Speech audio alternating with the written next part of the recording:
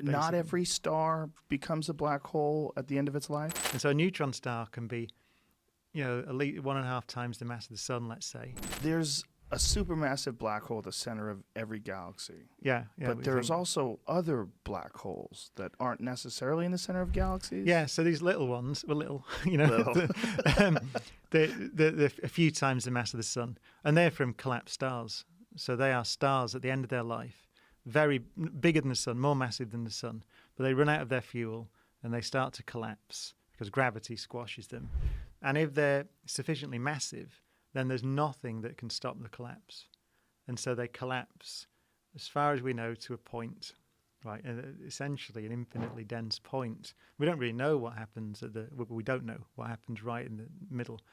But they collapse to such an extent that there's a region around it from which light can't escape. And so nothing can escape. And that's a black hole. And what happens to them? Do they travel? Are they moving through space? Yeah, they're still stars, right? So they're still there. They're surrounded this region where if you fall in, it's called the event horizon, and if you go across that horizon, then you are going to the center. There's one way of thinking about it, which is quite cool, which is that the time and space sort of flip is one way to think about it. So in the same way that we are going into the future now. So we're going to tomorrow. There's nothing we can do about it. We are going to tomorrow. In the same way, if you fall in across the event horizon of a black hole, you are going to the middle, the singularity it's called. So that's your future. Every line of your future points to the center of the black hole.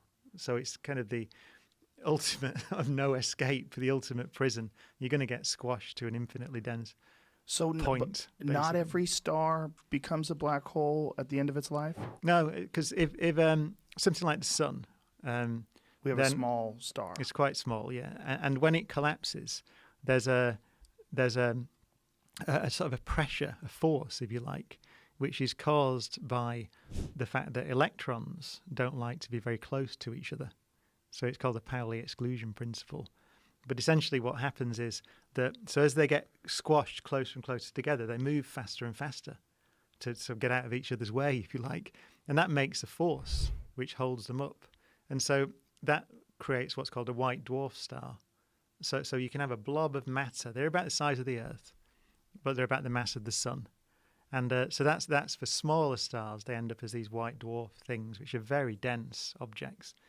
There's another version, which is called a neutron star, which is the same thing, but for neutrons. And they move faster and faster. So if it's massive enough that it overwhelms the electron thing, then the electrons sort of crush into protons and turn into neutrons, and the whole thing starts again. And so a neutron star can be, at least 1.5 times the mass of the sun, let's say, but it can be about 10 miles across. So that's an incredibly dense ball of matter held up by the neutrons moving around. It's got a fancy name. It's called neutron degeneracy pressure, but that's what it is. But if you go even bigger, then even that can't hold it up. And as far as we know then, there's no known force that we know of that can hold the thing up if it's too massive. And so that's when it just almost winks out of existence, if you like. It collapses and collapses and collapses. And that's when you get a black hole. We try to put that into perspective. The sun is 1 million times bigger than the Earth. Yeah. And this neutron star is, would you say, 1.5 times the mass of the sun, but 10 miles wide? Yeah. So, and there's loads of those around. They're called pulsars. So we see those all over the place. The first one that was discovered was called LGM1 because they spin very fast. And it was called LGM1 because it's a very regular pulse, and they thought it was Little Green Men. So they called it kind of jokingly Little Green Men 1. And so, yeah, we've seen that there's one called the Crab Pulsar, which is in the Crab Nebula, which we saw the supernova explosion. So that's when one of these stars explodes at the end of its life and then collapses to form a neutron star. And we saw that in 1054 AD. Wasn't there some speculation that our solar system at one point was a binary star system, and that one of those stars had become a dwarf? I don't know. Someone had read something about that in relationship to the dense object they believe is outside the Kuiper Belt. Yeah, I mean, there's some evidence. There's a bit of evidence that there's something out there. Yeah, Yeah.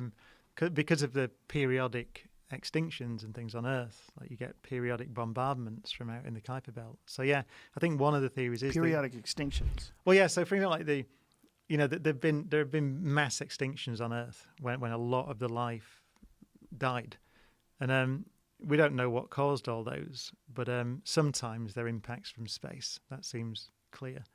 And so, yeah, there are theories that there's something orbiting out there which can disrupt all these objects out in the Kuiper Belt that sends loads of comets and asteroids inwards to the inner solar system and can cause havoc.